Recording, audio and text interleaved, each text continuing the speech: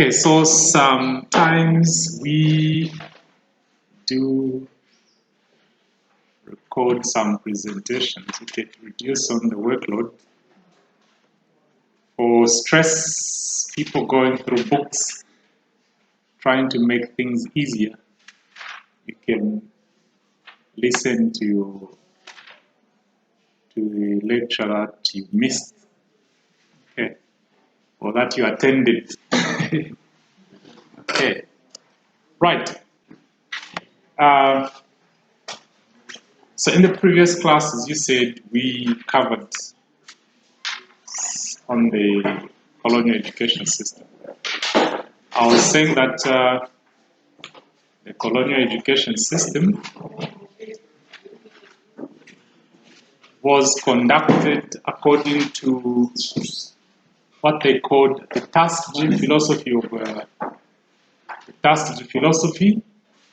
as well as the Phelps-Stokes Commission. I don't know.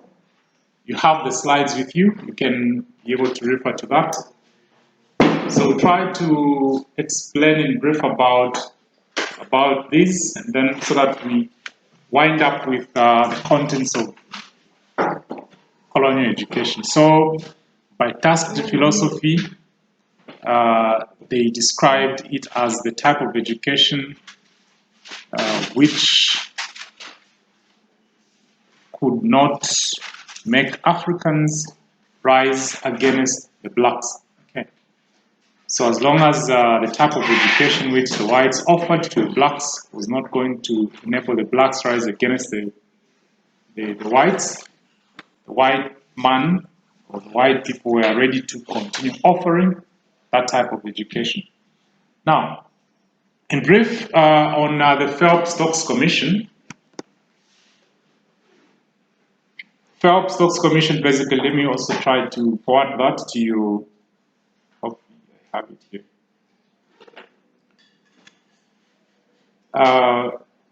I know this time you know that there are various multinational corporations as well as individuals who extensively support the education system in our country, isn't it?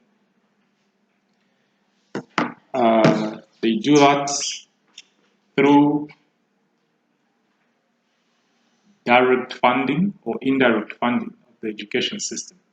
So at the time of, during the time for colonial era, even then there were some whites who had interest in ensuring that the education system for the indigenous people in Northern Rhodesia was improved. Remember, we just stated that there was some kind of a binary system of education, one for the whites, one for the blacks, isn't it? The one for the blacks was not highly funded. So as a result, the quality of education was considered to be of low standard. Okay, and then an American woman by the name of Caroline Phelps-Stokes had interest in improving the quality of education. So she sponsored a commission comprising of representatives of the missionary societies as well as the colonial administrators. They constituted a commission which had to look at the educational needs of the indigenous people. Okay. So these members of the commission had time to analyze the education system. They had time to look at the extent to which the needs of the indigenous people were being met, and then they had to look at what was required to be done in order for the education system to be improved. So that is what the Phelps-Stokes Commission was all about. Now, in terms of after they did their work, then they came up with some recommendations. Okay, Among the recommendations they had was, of course, to increase funding to the education system. Okay, to increase funding to the education system, that is, the government had the responsibility to increase funding, which was not being done at the time. Then they also recommended that there should be some establishment of central mission schools based on geographical basis. Okay. They also did recommend that there should be increase in terms of funding to employ indigenous teachers, okay, in the education system. So all those were positive elements which contributed to ensuring that some level of improvement is done in the education system. Okay. I've sent that document to you. Find time, you go through it. The other document, I think, which is part of that slide is what is called the Native School Declaration. That is another important declaration that you should be able to find time to understand it. The declaration was made, is it in 1918? Of course, the declaration was made by the colonial administrators who had assumed the responsibility of managing the welfare of the state, which in turn made them responsible to also manage the education system. Okay. So when the declaration was made, what was the contents?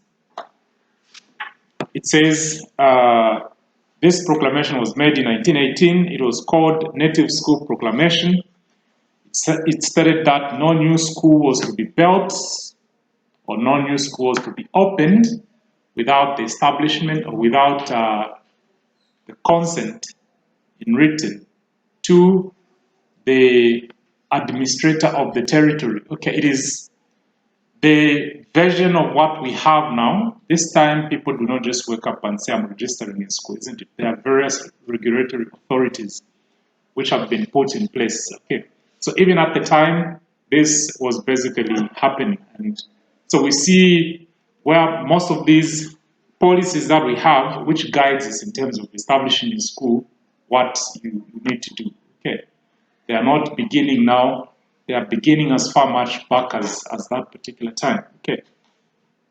Among other things, they're saying existing schools were expected to be registered within 3 months of the issue. So there were those missionary schools which had already been established already before the colonizers came. So it is those schools which were supposed to be registered within 3 months after the issue of that declaration. Okay. The other parts of the declaration says the administrator prescribed and regulated which person was to be a teacher. Okay, that is another key element. Even this time, people are not just going to class to teach, isn't it? There are so much requirements. You have higher education authority, you have the teaching council, you have TAVETA. Okay, depending on the level of education that you are teaching, there are all these regulatory bodies which are in place. So we cannot be able to say, now, these policies have made things difficult, okay, for teachers. They are not beginning now, okay. They have been there since before independence, okay. They are just being, modernized in terms of, okay, which regulating authority will look at what level of education, okay. That is what has just been done. Otherwise, in the past, it was still there. Continuation. It further says any person. In fact, the administrator prescribed and regulated which person was fit to be a teacher in any school. Then the teacher was expected to be married. That was another requirement. The teacher was expected to be married and living with a wife. Okay. What could have been the reasons for that? What could have been the reason? To avoid defilement. Okay. Fine. Of course, at the time, they were assuming that being married is a sign of responsibility. You get it? Of course, that clause has been removed this time, isn't it? Because they're also unmarried people who are very much highly responsible than married ones, isn't it? Yeah. and they are not this time. They're not defining people's responsibility based on marital status. Okay, that one has been dropped.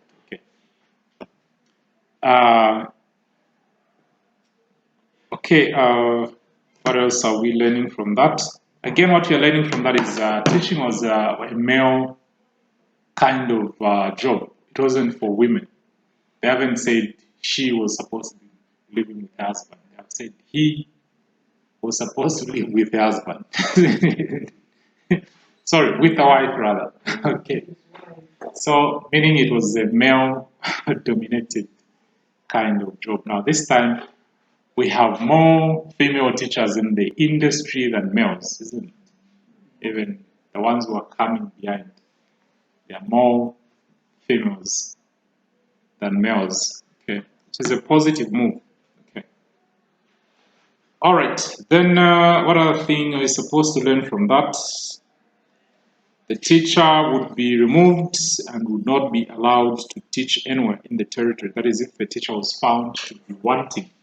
Okay, we see those being implemented even this time, isn't it? You don't get, there's so many, activities which teachers have done, isn't it? Some of them are in public domain and others have been severely punished, others sentenced, okay, depending on the nature of the case. So we just have to be cautious with what we do as individuals, okay? The pieces of legislation to prescribe the codes of conduct are quite clear, okay?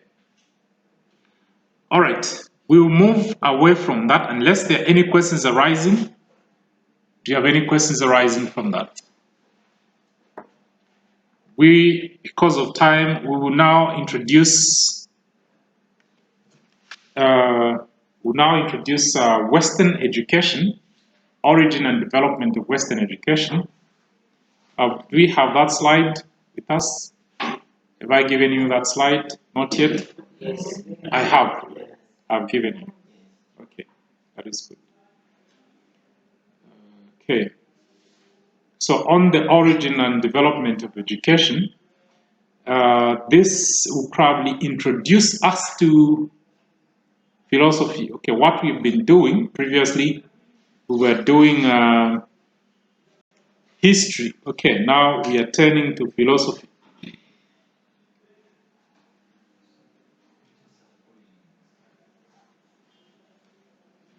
Okay. Yes, sir.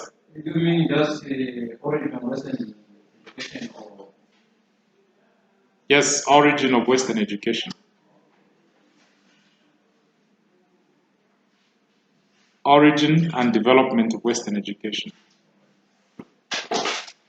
Okay, in terms of the objectives that we have on that topic, we need to look at the first objective says to introduce learners to the origin and development of Western education. And then the second is to describe Spartan education. Then to discuss Athenian education, that is the third objective. Then 3.1 to discuss education ideas of early philosophers. Those early philosophers include sophists, Socrates, Plato, and Aristotle. Okay, so those are some of the scholars that we'll be able to pay attention to. Once we are done with these, and then we'll go now into what is called philosophical schools of thoughts. That is where your assignment was based, isn't it? Okay. All right. How are we doing with the assignment? Are we progressing? Are we on the right track?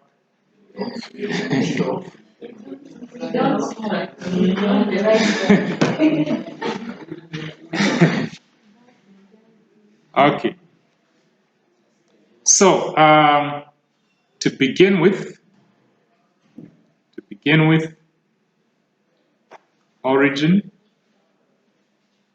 and development of Western education.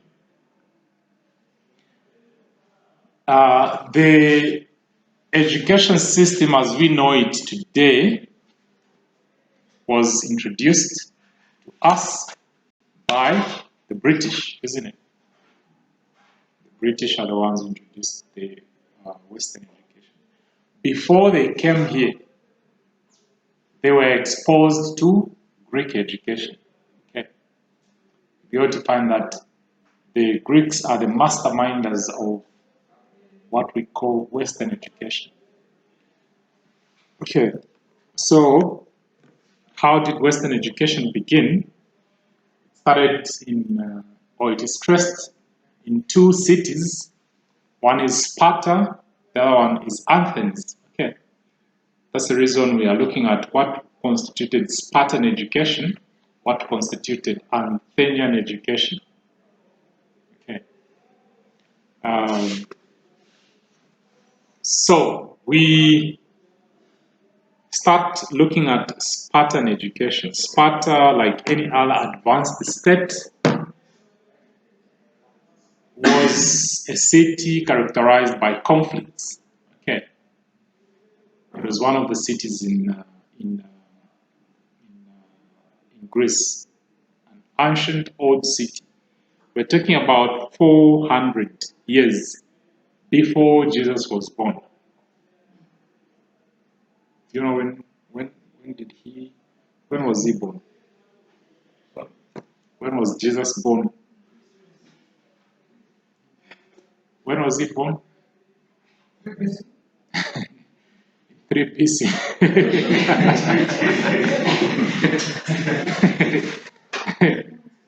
Jesus was born in 3 BC, meaning that he was born before he was born.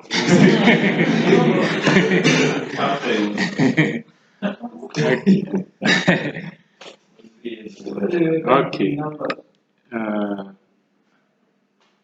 He was born, we can say he was born when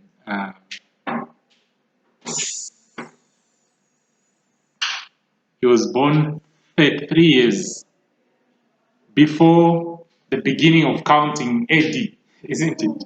No, exactly, sir. Eh? Exactly. You get it, isn't it? Before, because the years that we are in now, okay, we count them as AD, okay? And then the years before he was born, we count them as BC. So those 3 years when he lived, those ones are neither classified as BC or AD, isn't it? So the 3 years before the beginning of counting ADs, isn't it? That is when he was born.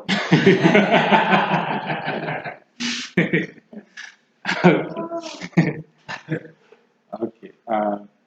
So we're looking at Sparta. Sparta, they're saying it was a city characterized by conflict. As a result, the education system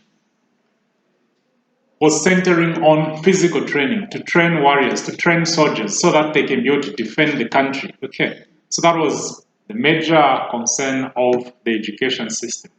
Physical exercises was the primary objective of the Spartan education. Okay, and that type of education was only for the boys. Girls were more reserved for kitchen work. Okay, how to be a good wife at home.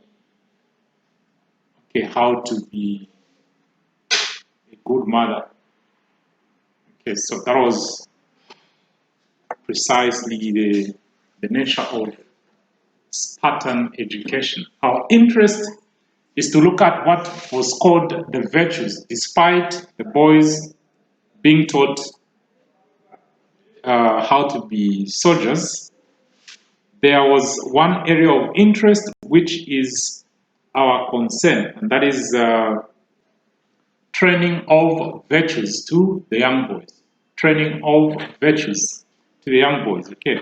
Now, what are virtues? Virtues are habits of mind, heart, and behavior. They develop through deliberate practice. The virtues that we are going to look at are prudence, temperance, obedience, and fortitude.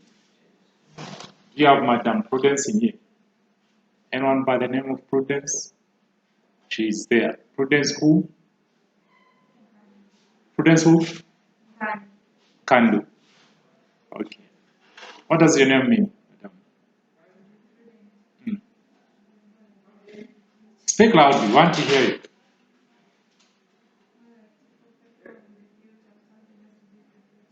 To focus much on the future.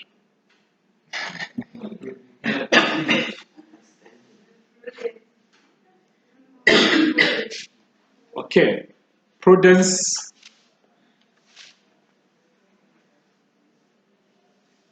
implies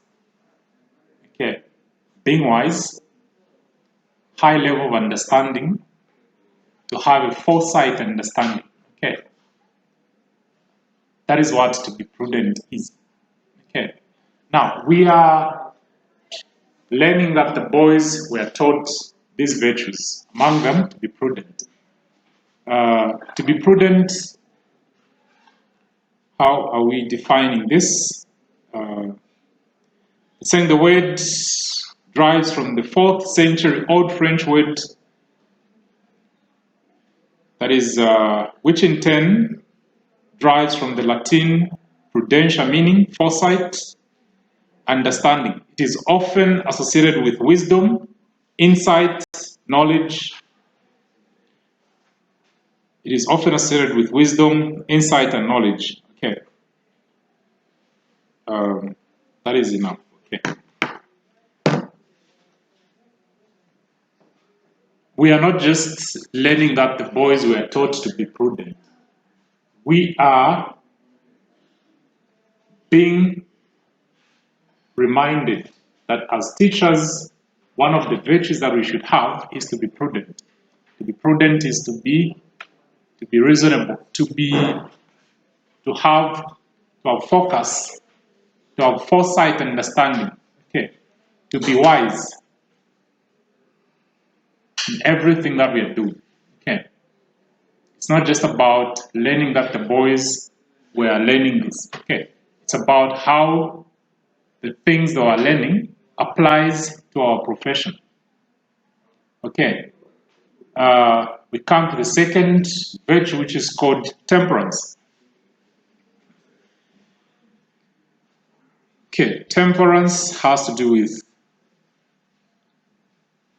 saying the second virtue named by the Greek is self-control, which they called temperance. The saying self-control is the ability to govern ourselves.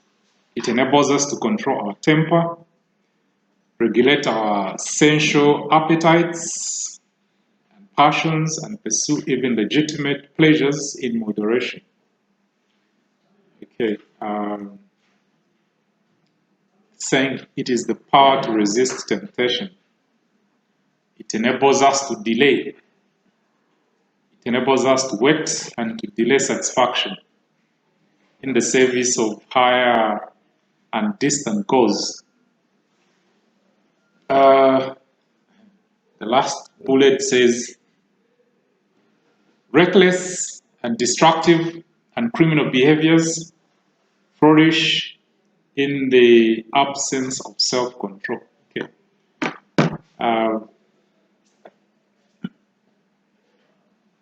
It is self-explanatory, isn't it? We've talked highly about self-control in the teaching industry. By the time we're looking at That's the role of philosophy to a teacher. We did talk about ethics, isn't it? That a teacher should be able to control their conduct. Again, we are being reminded by the virtue of temperance. We've always spoken out that too many scandals have been done by teachers, and those things are not hidden. They are in public domain, isn't it? They are in public domain. So don't be the next one to break the record, isn't it? Others have already broken records. Is it, you've heard of cases, isn't it? A teacher is only, is it one term at a school? There are already 30 or 40 pregnancies, isn't it? That's record breaking, isn't it?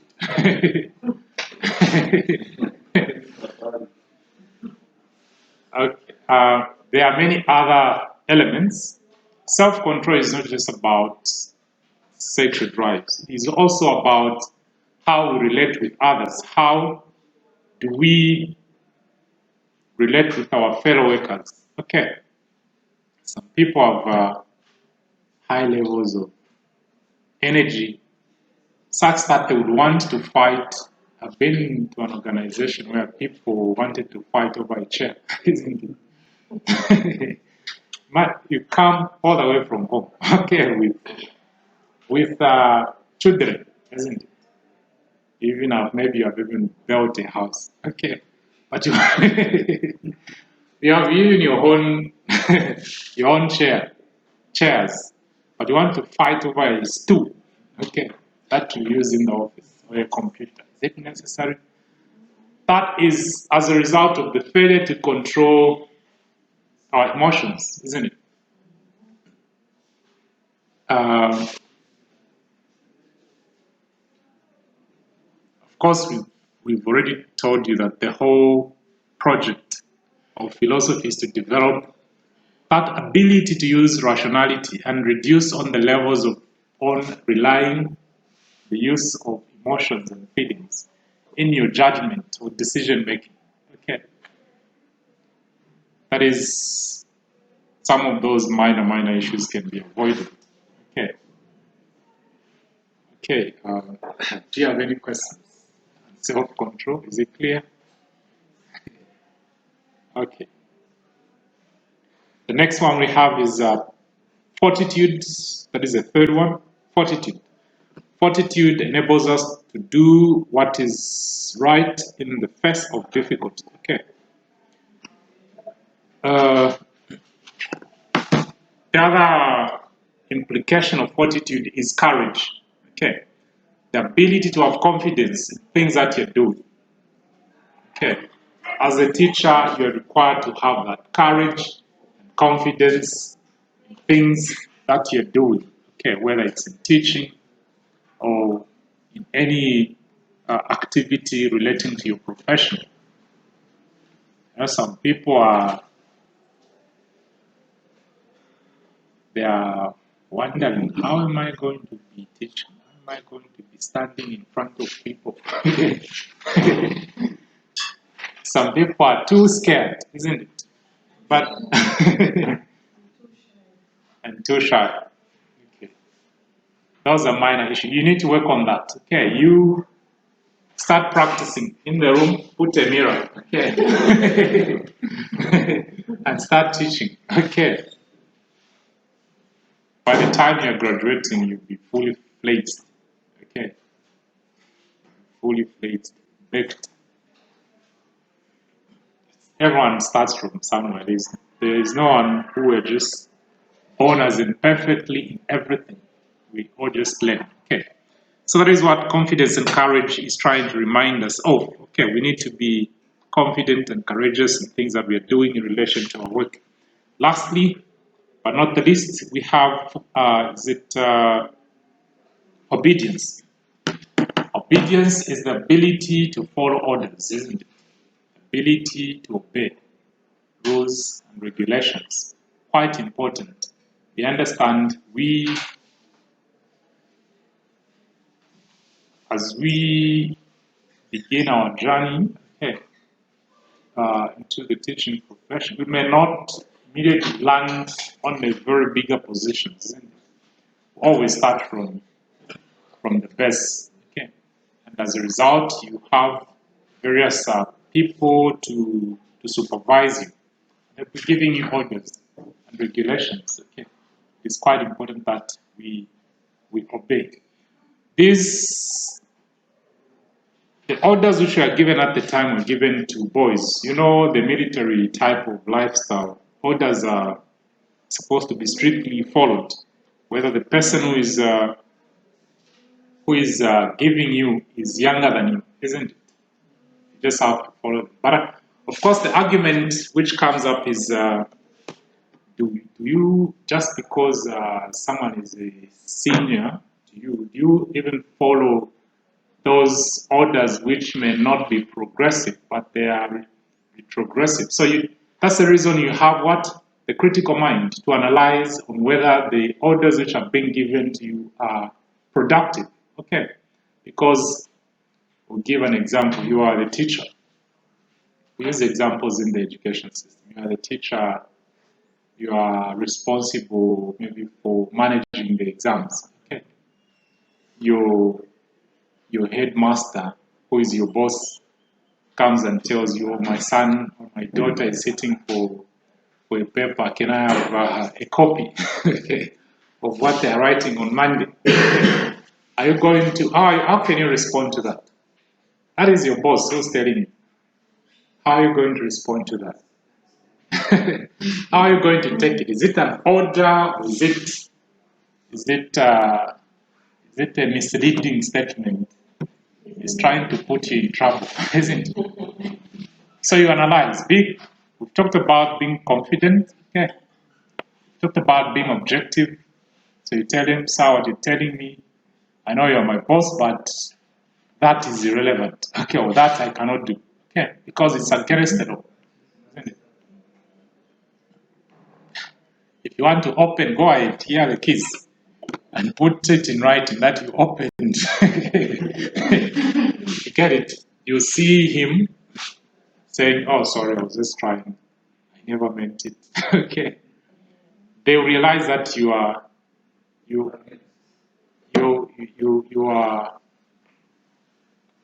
have standards that you need to adhere to. Okay. So orders, when we talk about orders, it's not just about following orders blindly. Okay, you need to assess them. That's the reason your mind should be independent, okay, and objective in terms of the way you look at things. Okay, I think that is what we can say on those parts. Do you have any questions arising from the Spartan education? Any questions arising from that? Amepusho, mafunzo. Okay, fine. Yes, yes. Was it in formal or informal type of education by then? That was formal. It was formal education that we're talking about. It was an institutionalized type of education. Okay. It was deliberate. Yes. Does that mean it was quite segregated because they said the girls wouldn't take part in the education that the boys would go through? The girls would just be, I don't know whether it was also formal for them to go for those other type of education where they would be trained to how to be wives, mothers, or how? Okay.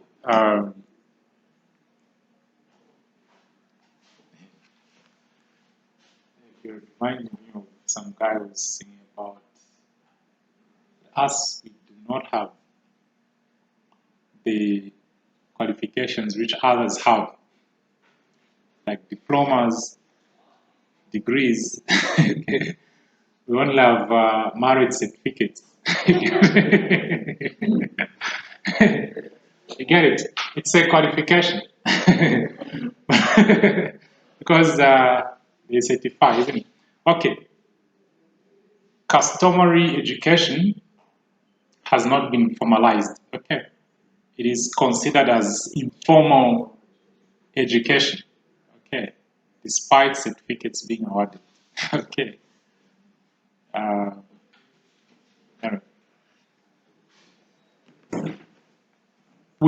Have we already talked about informal and non-formal education? We haven't yet. Okay, we'll find time to look at that. Okay. But have I sent you the module? The slides I've sent you. Okay. All right. Actually, it's part of the assignment. It's part of the assignment. Okay, maybe let me skip it deliberately so that people can research on it.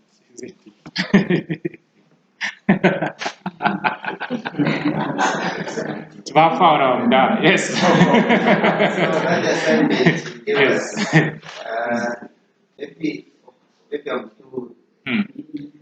We have the instructions. Mhm. So Which all of stage? it has to be on PowerPoint. That's yes. Is it done? Just I think the first question, not the second. The individual question should just be on Word format. You print it like on papers. I mean for the first question. Yeah, the first question should be on slides. Okay. So in SF4, you can even make points sort of. Slides are supposed to be visible. Like when you are presenting, you make an essay, no one is going to see what. So it should be point for.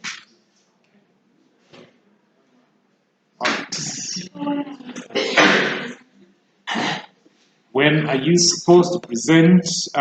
Thursday. Thursday most likely. Do you have a class on Thursday? Okay. Okay.